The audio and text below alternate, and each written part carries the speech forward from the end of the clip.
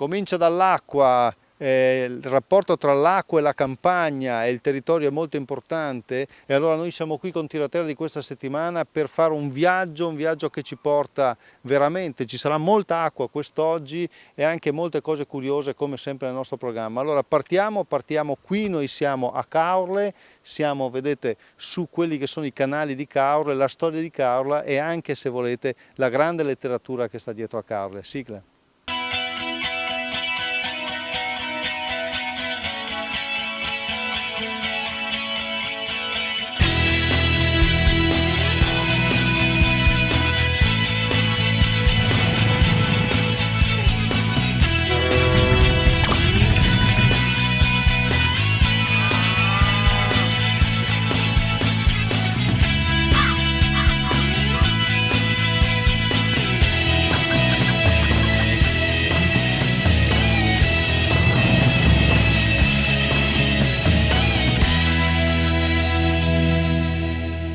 Allora, questi sono i tre bei volti di Margherita Federica e Francesca manca Caterina Vio, ovvero sono le 4 sorelle Vio che si sono impegnate. Facciamoci questi 2 passi lungo questo canale che adesso poi dopo ci spiegheranno dove siamo e come comunque siamo a Caorle, che hanno messo in piedi un'iniziativa molto bella proprio qui in questa bella città marina, in questa grande località balneare. Vedete qua c'è un agriturismo che ha avuto anche lui una storia e la chiediamo immediatamente a Federica.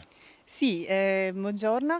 Volevo appunto dire di questo agriturismo che è nato proprio ricordando Hemingway, perché il nome Di là dal fiume ci è venuto in mente proprio per la storia di Hemingway che si è fermato qui in queste valli, e abbiamo sfruttato come incentivo anche il piano di sviluppo rurale per poter concludere la ristrutturazione. Abbiamo 11 camere e 2 appartamenti. Complimenti, però allora restiamo in questa logica e qui intorno a questo avete anche individuato dei percorsi, vero? Sì, esattamente, avendo soprattutto un tipo di turista interessato al territorio locale, a voler scoprire anche cos'altro c'è al di fuori delle spiagge bellissime dell'Adriatico, abbiamo cercato di sviluppare dei percorsi che si svolgono all'interno della nostra azienda agricola, e dando la disponibilità gratuitamente delle biciclette, ovviamente, per favorire questa cosa.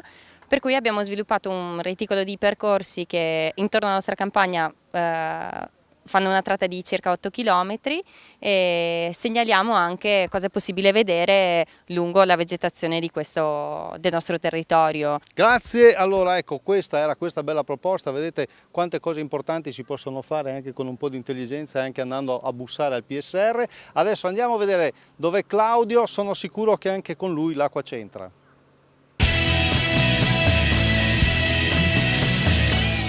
87,8 milioni di euro erogati dal PSR Veneto con la misura 123 per accrescere il valore aggiunto dei prodotti agricoli. Le graduatorie dell'ultimo bando di questa misura saranno disponibili il 12 novembre.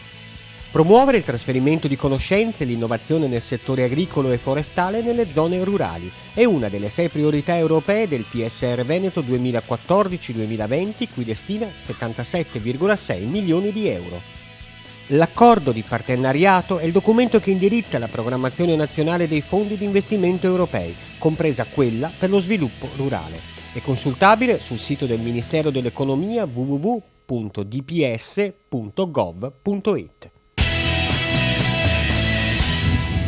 Sono accanto a Paolo Perlasca, WWF di Venezia. Paolo, perché il pubblico dovrebbe arrivare fin qui? Perché sono importanti le dune? Allora, le dune sono importanti perché sono uno dei sistemi di dune sabbiose meglio conservati del litorale veneto e dell'Alto Adriatico addirittura. E abbiamo delle specie che si trovano solo qua di flora, in particolare abbiamo l'Appussino veneto, il fiordaliso di Tommasini, abbiamo anche qualche orchidea nell'interno della pineta, e poi abbiamo alcune specie di fauna che sono estremamente rare. Una addirittura nidifica sulla spiaggia del frattino, che viene proprio dopo una lunga migrazione a nidificare qua. E poi abbiamo il succiacapre, che è un'altra specie ancora, che addirittura anche lei durante l'estate viene qua le uova proprio all'interno della pineta dove ci sono le radure, sono specie estremamente rare che si trovano soltanto in questi ambienti. Quindi non solo il mare bello da vedere come lo vediamo noi in questo Sì, momento, esatto. non solo un parco straordinario da visitare, ma anche tanto da vedere. Voi di cosa vi occupate, voi del WWF? Noi ci occupiamo assieme ai servizi forestali regionali, alla Regione Veneto e poi col Comune di Venezia della promozione di questo luogo. In particolare organizziamo visite guidate, organizziamo eventi anche e organizziamo insomma la visita di queste dune e organizziamo anche attività per ragazzi e durante l'estate abbiamo un calendario di iniziative e un programma che diciamo tutto durante il periodo primaverile estivo per far conoscere questa area. Come arrivare qui? Allora, da Mestre, dalla terraferma, ci si può muovere col vaporetto, si prende il vaporetto a Venezia, si arriva fino al Lido Centro e poi con l'autobus in circa 20 minuti si è qua. Oppure da Chioggia, anche da Chioggia si può arrivare con l'autobus. Altra cosa, da Fusina c'è un terminal e con un vaporetto si arriva direttamente qua agli Alberoni. Cliccate nel sito WWF per saperne di più, grazie a Paolo Perlasca, grazie agli amici del Servizio Forestale che abbiamo conosciuto nella prima parte di questo speciale dedicato alle dune. Ma adesso la linea torna al nostro amico Mimmo Vita, so che da Caorle ti sei spostato a Mogliano, è così?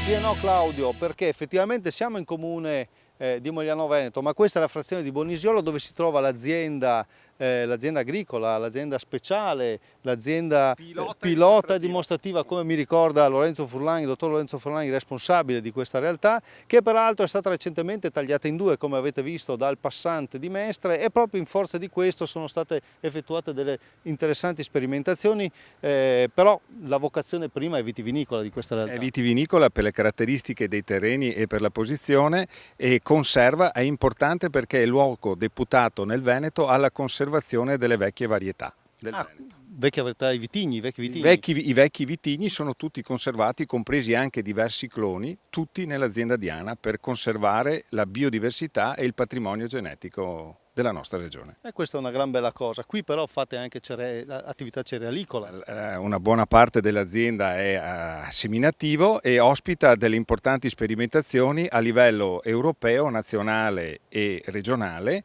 Vi sono dei progetti di primo livello nella comunità europea, fra cui il progetto Life Aqua, il progetto sulla direttiva 128 pure e molti altri che potremo visitare. Ecco, detto questo però qua una cosa importante sono anche le siepi. Le siepi, perché tra le varie attività dell'azienda pilota dimostrativa che vuole testare e poi trasferire alle altre aziende del Veneto le innovazioni, vi sono le sperimentazioni sul PSR. Come meglio sfruttare le misure del PSR e valutare quali possono essere anche gli aspetti negativi per contrastarli.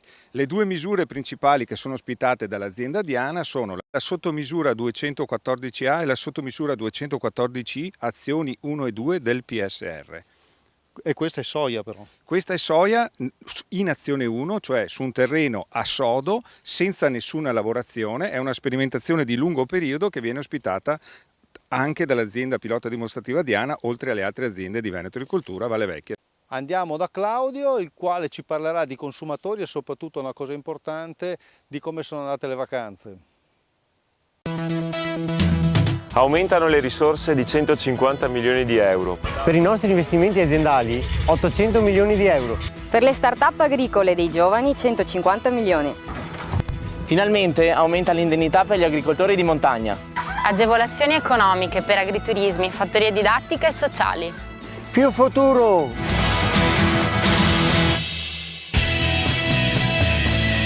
Eccoci qua Mimmo per la parte conclusiva della nostra trasmissione. Ci troviamo davanti alla stazione di Mestre, ma potrebbe essere una stazione qualsiasi.